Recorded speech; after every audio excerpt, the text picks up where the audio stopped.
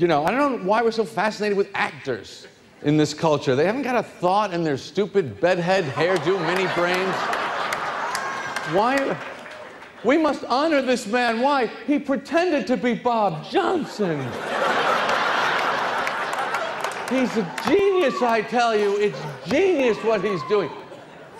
Playing dress up and pretend is not genius, ladies and gentlemen. It's not genius. Roll the cameras, put on these clothes, stand there, ready, say what we told you to say. I think if we understand the culture of celebrityism, I think we'll also understand why we risk not having relationships anymore, which is, I think, the bottom of the foundation of selfieism. So a quick background, which is very important. We live in America. America is a capitalistic society, and that's a good thing. Capitalism, we're here today because of the Industrial Revolution. The Industrial Revolution is maximized through something called mass production. We can make a lot of things. Mass production requires mass consumption.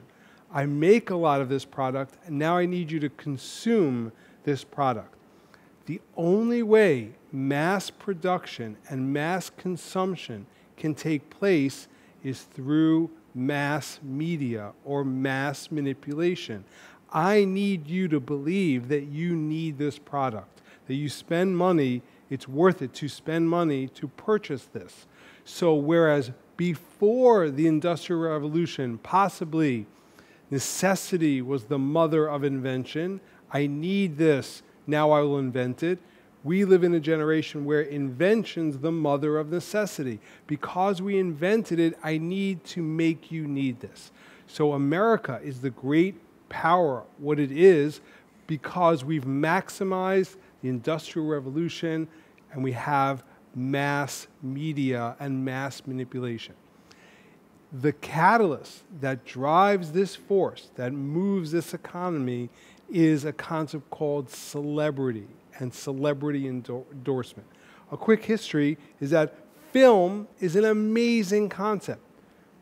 Photography is amazing. See pictures of Abraham Lincoln. That's unbelievable. Film is a much cooler dimension because not only do you have sight and sound, but by watching somebody and by having this medium be improved through technology, I become in that reality. It enables me to escape from where I am and be in a different realm. When the Hollywood industry began, it did not start with ramping up celebrityism. In fact, many of the major studios were against making somebody special. Who cares who you are? It's the painting, not the paint. But then, Rudolph Valentino was the first actual celebrity. They found that this could be a very positive medium of using it for product delivery. And here is the discovery behind that. Because it turns out that if you watch somebody over a time period, you get to know them. You get to be at one with them.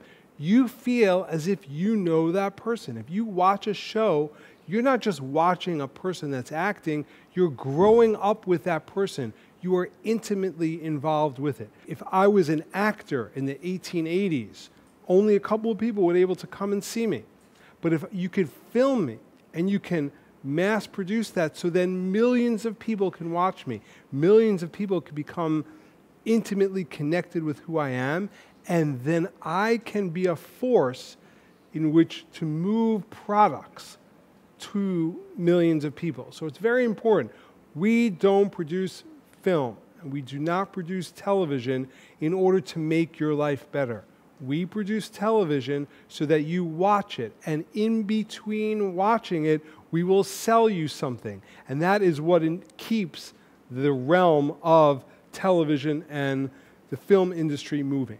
And that has come to such a degree, as we know, the etymology of the word cool. That cool started out in the 1920s, describing a certain temperature, approximately 54 degrees. As post-war, it described James Dean, which was a cool guy who didn't care. He's cool. He doesn't really care about that. And as you know, the word cool is synonymous with the word good. My personal experience with that is that when my wife said once, we're going to have spaghetti and meatballs for dinner. And I'm like, that's cool. I'm like, that's cool? What do you mean that's cool? There's nothing cool about spaghetti and meatballs. It's not like, wow, I'm going to swirl the pasta and maybe get some pieces of meat at the same time and eat the pasta and the protein simultaneously. Woo! This is cool. Now, that's not cool. There's nothing cool about meatballs and spaghetti. What I meant to say was that's good. But cool is so important to me that I actually use that as a synonym for the word good. Hey, is it all right if we do that? Cool. It's not cool. It means that it's good. And exaggeration is awesome. So Sacha Baron Cohen in the Ali G show on HBO plays a character of Bruno who focuses in on the fashion industry, which delegates to us what is good. What was it like when Madonna came in through the front door, did her Vogue and just said, hi? Well, she didn't, so I don't want to say she didn't come to the store here. She hasn't been in the store. She hasn't been? No, not when I was here, so. Warum sind Sie hier? Du hast gesagt, Madonna. They're crazy about Madonna. Okay, so Can I you would just just like say, yeah. pretend? Okay, just say. yeah. Okay, so what was it like when Madonna just came through the door here and just said, okay, I want to buy these clothes. These are the greatest clothes I've ever seen, and just like did the Vogue? Yeah, it was amazing. It was unbelievable. How many things did she buy here? 12 to 14 pieces. Oh my God. And did she come back here many, many, many times? Yes, she did. Is this her favorite shop? Yes. What's the cool way to walk? All right, this is the coolest way to walk.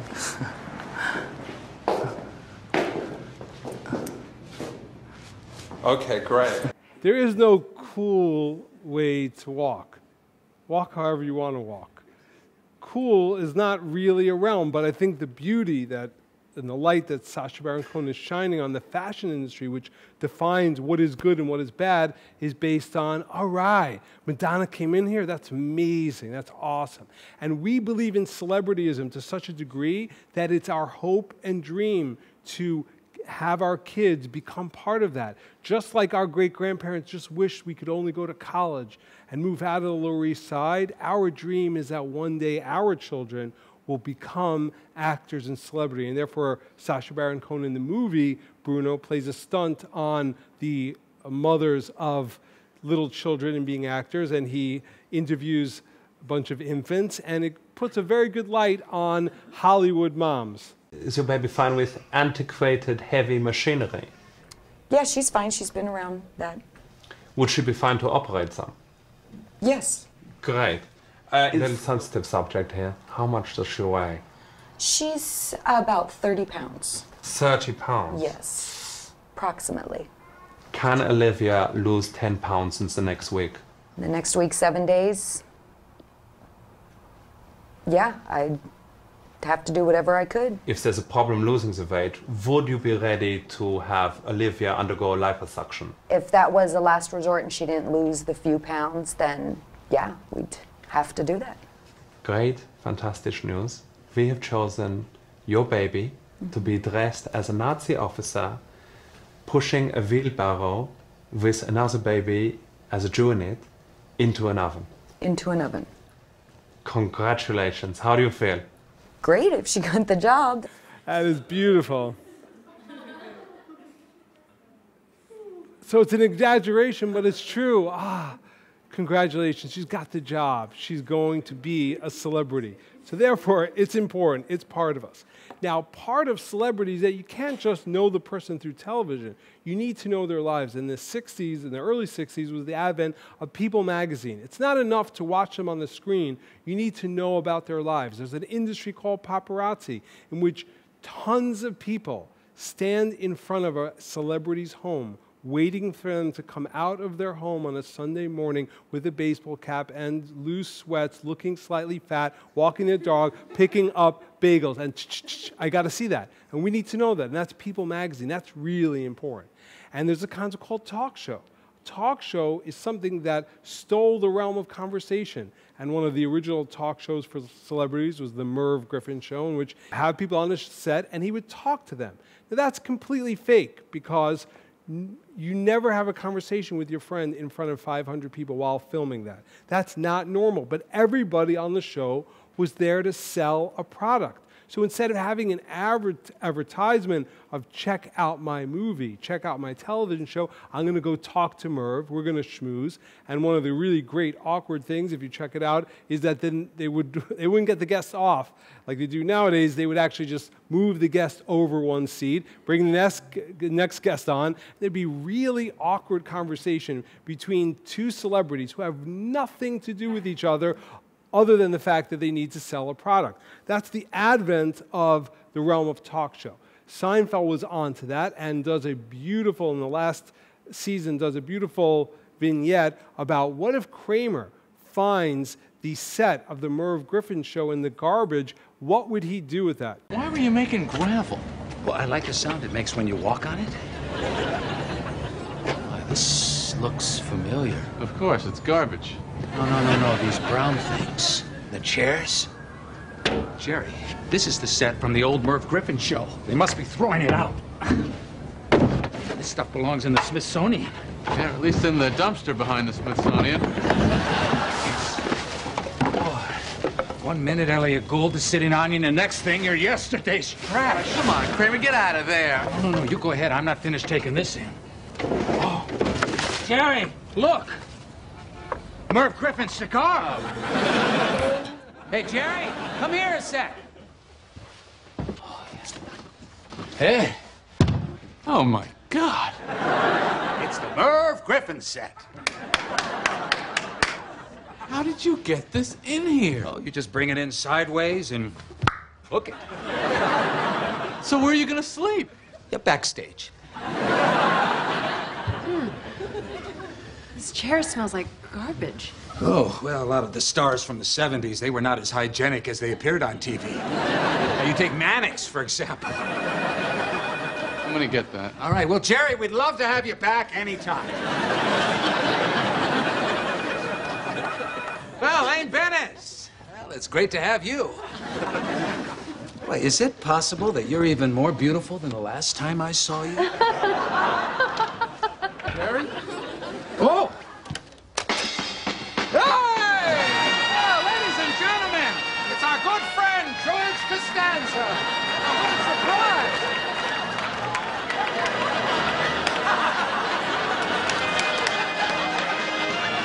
Turn music off.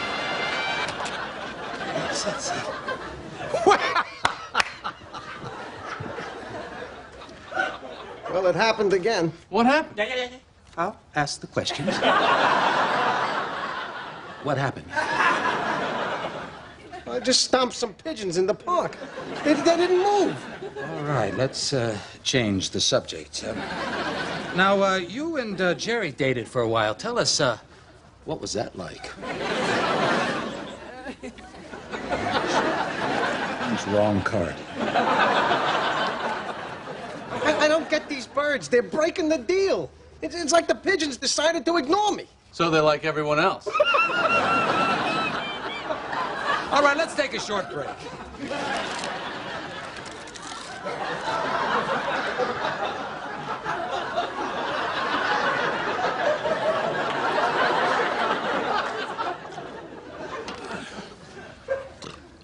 Okay, we're back. So the genius of that, besides the humor, the genius of that concept is that what if our regular conversations were being filmed?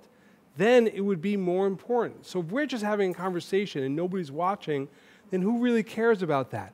But if we believe or we imagine there's an audience, so then our banter with each other takes on a certain level of importance. Little did Seinfeld know at that time that mass media would turn into social media, in which we now are electronically connected to each other, and we all have our own talk show. I now have the ability to use my phone to be a celebrity, meaning cool is good, real is a celebrity. And now I have my own little talk show. We all have our own little Merv Griffin set in our pocket, that we have the ability to broadcast what we're doing. The downside is that Once I become addicted to having my self-esteem live or die based on your acknowledgement, I am no longer in the room. I am dealing with my talk show. I am dealing with my audience. I am interacting with an illusion. You shouldn't just do everything that's available to do isn't a good idea. There's a culture right now that as soon as hey, you get to do that, I'm going to do it. There's no sort of like, maybe that's not just the constant. Nobody takes in life unless it comes through this. You need to build an ability to just be yourself and not be doing something. That's what the phones are taking away. Yes. Is the ability to just sit there like this. That's being a person, right? Yes. No one can, you gotta check. That's why we text and drive. I look around, pretty much 100% of people driving are texting. Yes. And they're killing, everybody's murdering each other with their cars. Yes. But people are willing to risk taking a life and ruining their own because they don't want to be alone for a second. Now that I have the ability to connect outwardly, so I've put all the stock of my self-esteem something outside of myself. I need you to like me. I need you to acknowledge. And that's why we face destruction as a civilization. Let me be bold and underline that and put that in italics. I'm pro-technology and I'm not Amish. I think technology is a great concept. I'm doing clips right now. But we have the ability to kill ourselves, to destroy ourselves as a civilization. Why? Because we can lose the ability to relate with each other as human beings. Clothing has changed, technology has changed, but one thing remains constant in human civilization, and that is our connection with each other. But because we are so used to outward connection, we've actually lost the ability to be human beings, as this beautiful video called I Forgot My Phone points out.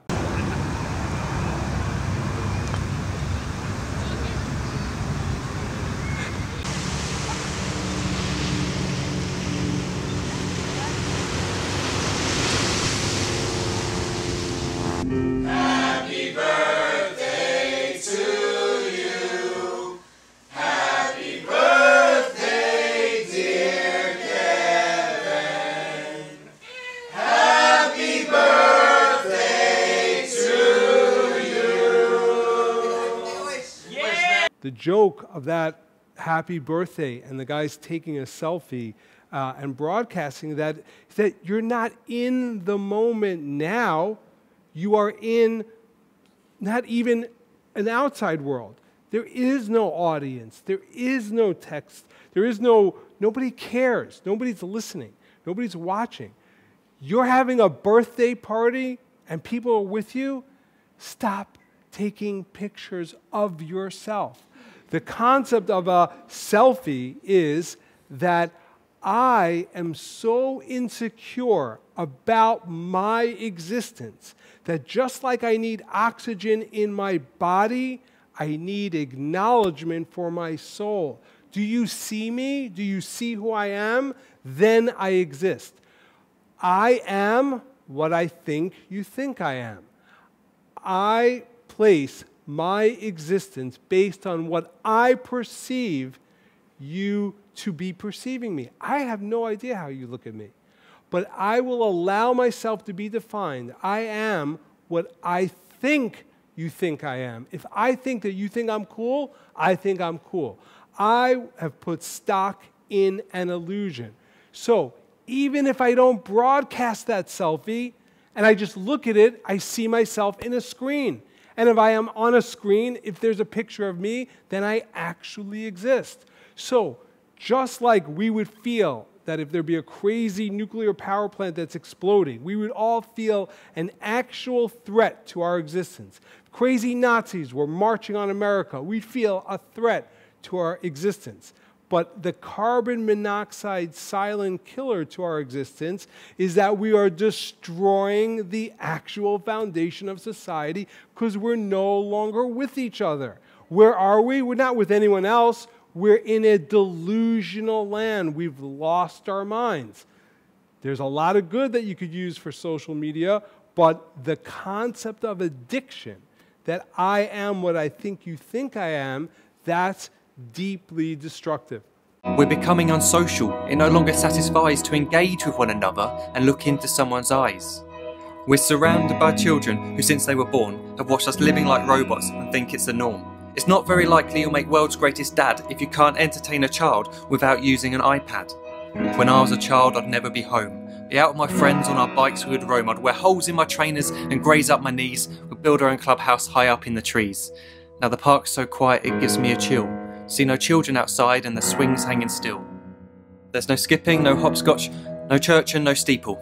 We're a generation of idiots, smartphones and dumb people. So look up from your phone, shut down those displays. We have a finite existence, a set number of days. Don't waste your life getting caught in the net, as when the end comes, nothing's worse than regret. I'm guilty too of being part of this machine, this digital world we are heard but not seen, where we type as we talk and we read as we chat, where we spend hours together without making eye contact. So don't give in to a life where you follow the hype. Give people your love, don't give them your like. Disconnect from the need to be heard and defined. Go out into the world, leave distractions behind. Look up from your phone, shut down that display. Stop watching this video, live life the real way.